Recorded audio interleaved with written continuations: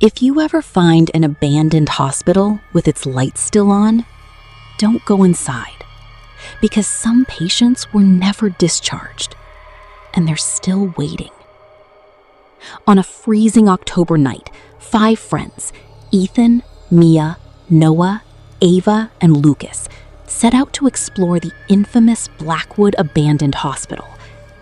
The massive building had been abandoned for over 30 years after a mysterious fire killed dozens of patients and staff.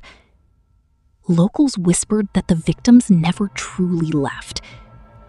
No one stayed there after sunset. No one dared enter the basement.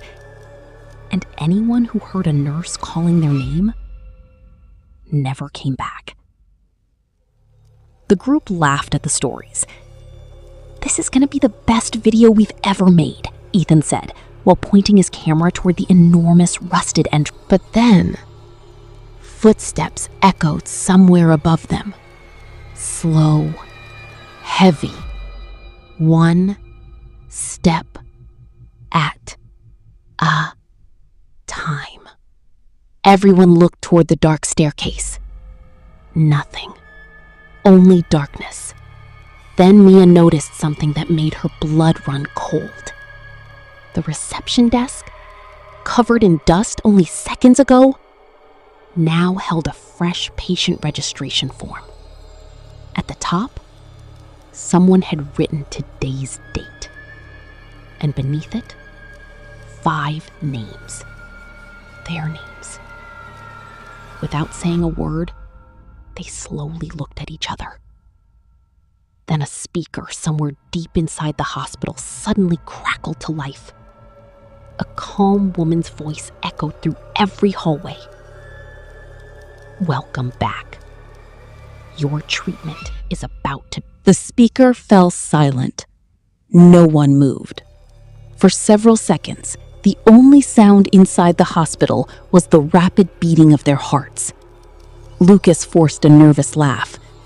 "This has to be a prank." Ethan tried to stay calm. "Someone's probably hiding in here. Keep filming." But Mia couldn't take her eyes off the registration form. Each of their names was written in dark black ink. Under the last name, a room number had appeared. Ward 307. No one had seen it being written. Noah whispered, "Let's leave, right now." They rushed back to the entrance. The heavy doors still wouldn't budge. Ethan slammed his shoulder against them. Nothing. Then every light in the lobby flickered on at once. The hallway ahead, dark only moments ago, glowed with cold white fluorescent lights. One by one, the lights continued switching on deeper into the building. It looked as if something was guiding them, or inviting them. Suddenly, ding! An old elevator at the end of the corridor came to life. Its rusted doors slowly slid open. Inside stood an empty wheelchair. It rolled forward on its own.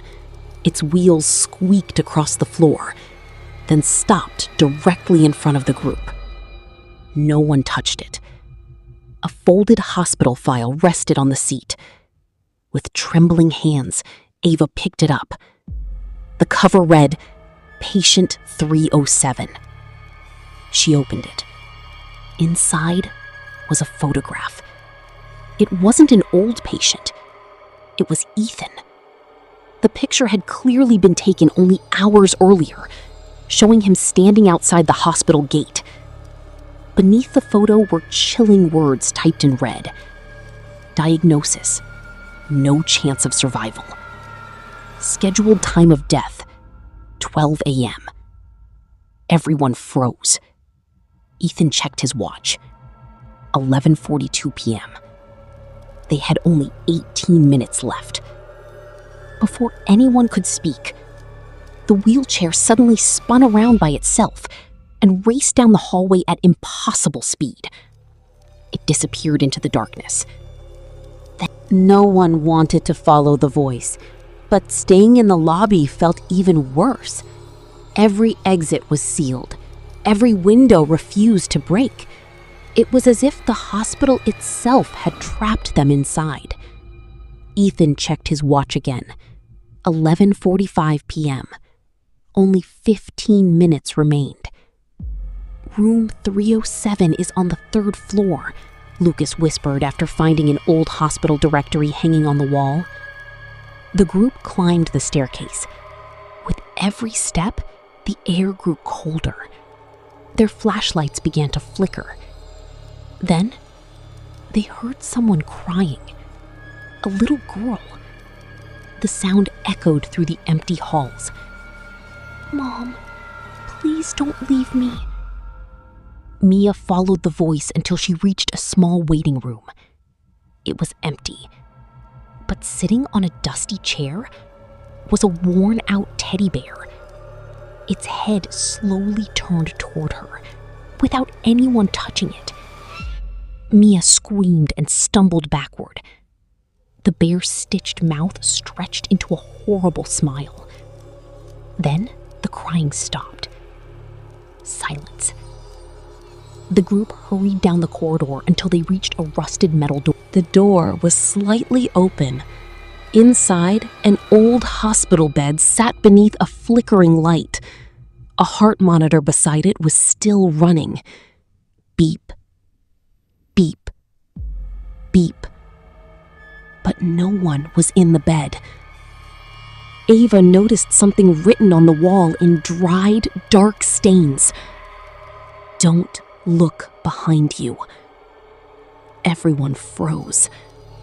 Slowly, very slowly, Lucas whispered, "Please tell me none of you is standing behind me."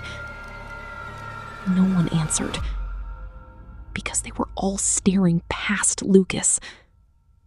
A tall figure stood silently just inches behind him. It wore the uniform of an old nurse. Its face was hidden beneath tangled black hair. One hand held a rusty syringe. The other clutched a patient chart stained with blood. Without making a sound, the nurse slowly lifted her head. Where her eyes should have been, the 5 friends didn't stop running until they reached an abandoned nurses' station on the 2nd floor. The building continued to shake around them.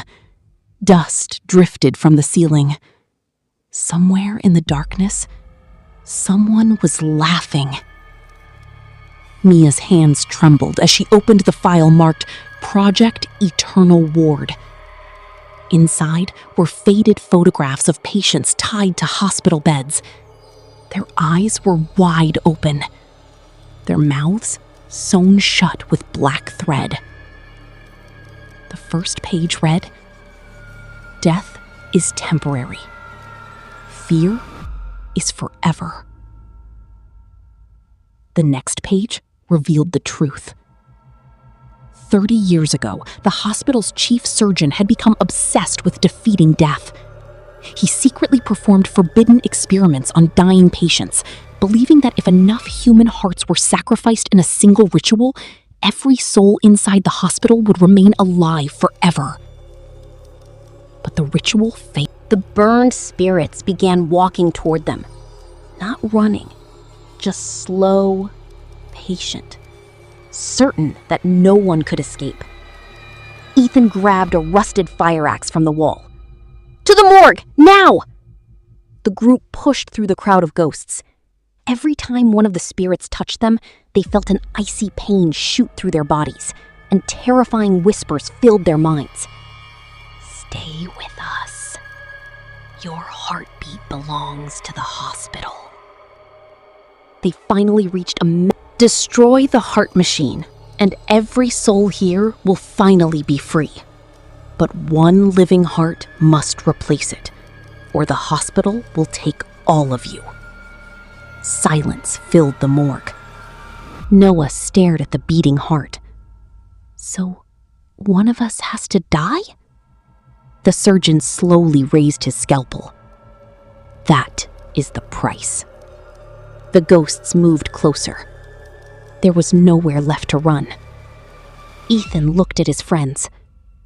Then, without saying a word, he stepped toward the heart machine. "I'll do it." Mia grabbed his arm, tears filling her eyes. "No, there has to be another way." The giant heart suddenly beat faster. Thump, thump, thump. Cracks spread across the glass chamber. The trapped souls screamed together. Then a deafening voice echoed through the morgue. "Choose before the final heartbeat." The giant heart pounded louder and louder. Thump, thump, thump. The glass chamber was seconds away from shattering.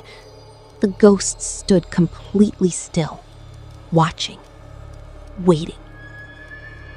Ethan took a deep breath and stepped toward the heart machine. If one heart has to stay here, let it be mine. Mia grabbed him, crying, "No, we came here together. We're leaving together." Then Lucas noticed something carved into the base of the machine, hidden beneath years of rust. He wiped away the dust. The words read, "Only the guilty heart can feed the curse." Everyone froze. "The guilty heart," Noah whispered. They all turned toward the surgeon. The surgeon slowly lowered his scalpel. For the first time, he removed his old surgical mask.